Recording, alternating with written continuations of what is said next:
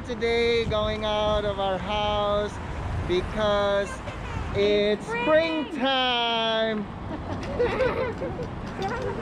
Hi! It's springtime.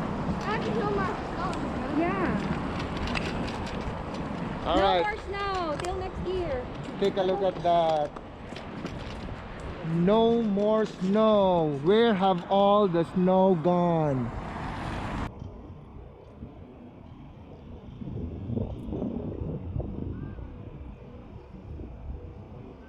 So it was just last week that everything was white in here, but look at that now.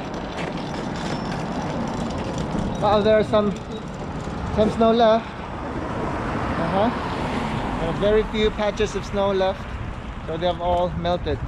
So join us as we go around and checking all the places, enjoying stepping back on the bricks. And look at him, he's now back on his scooter. And most of all, not wearing winter jackets. We can wear back our hoodies, I mean them.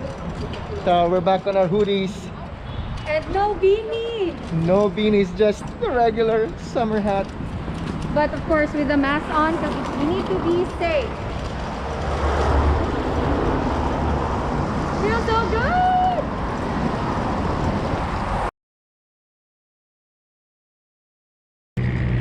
So hi, so the one behind me is Astana Ballet. We were supposed to watch a ballet show last year before pandemic started, but unfortunately we're not able to get into a show. So hopefully anytime soon we can watch ballet here in Astana Ballet, because it's actually just close from where we live.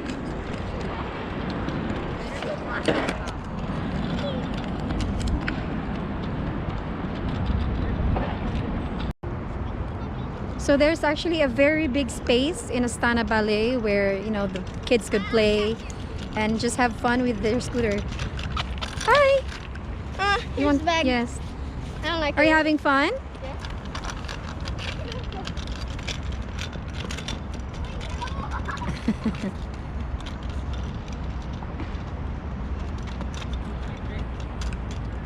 We took our mask off to at least get some air, because there's really not too many people here. It's okay, babe.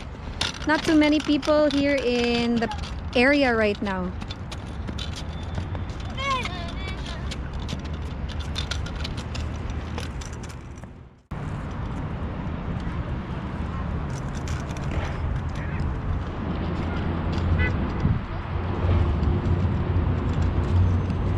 Hi, Papa.